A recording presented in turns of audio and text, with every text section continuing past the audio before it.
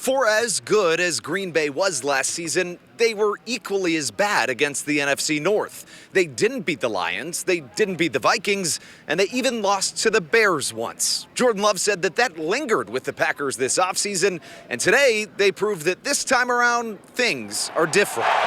Speaking of different, for the first time, Micah-Parsons takes the field as a Packer. His green and gold got the ball first and methodically marched down the field. Their first-round rookie, Matthew Golden, made his first catch in a drive that ended in cheesy goodness. Jordan Love fires to Tucker Kraft Mac and Cheese, who stirs up the first score of the game. 7-0 good guys early. In the second quarter, it was more of the same. Love just rears back and puts it on Jayden Reed. The Pack put on an offensive clinic early. Green Bay leaves no doubt against Detroit in the season opener, winning it 24-13. Yeah, big picture. I mean, it all starts with NFC North.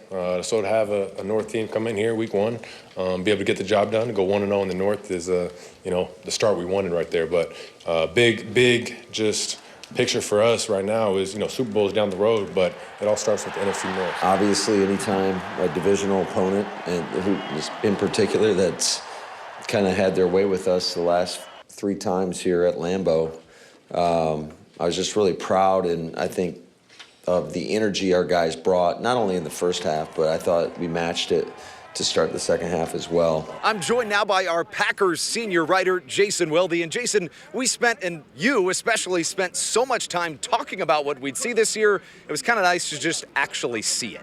Yeah, this is exactly what the Packers wanted to do, right? They're facing a team that had beaten them 3 times in a row here in this building, and they controlled the line of scrimmage offensively. Their quarterback is on point. The one interception he throws doesn't even count.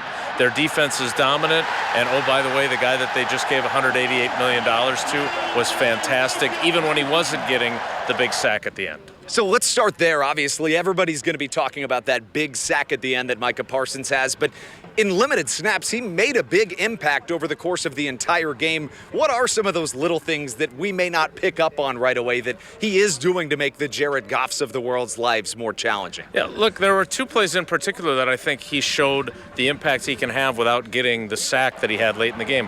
One was on the interception that Evan Williams had. He created that pressure. He was in Jared Goff's face on that. And on the other one, he took up a double team and still created some pressure on Goff, and that led to a sack by Lucas Van Ness. So those were the 2 plays where it was a little sneakier, the impact he had.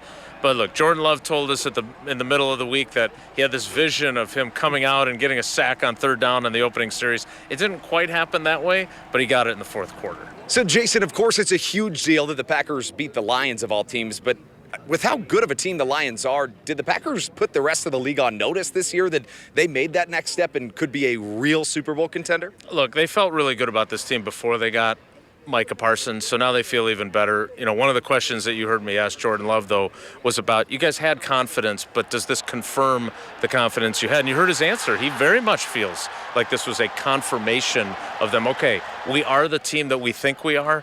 But again, he also made sure it was very clear this is one of 17. They've got another one right away on Thursday against the Commanders here, and there's a long way to go. But I can't think of a better way for them to start the season than right here with this type of a win and to do it on Channel 3.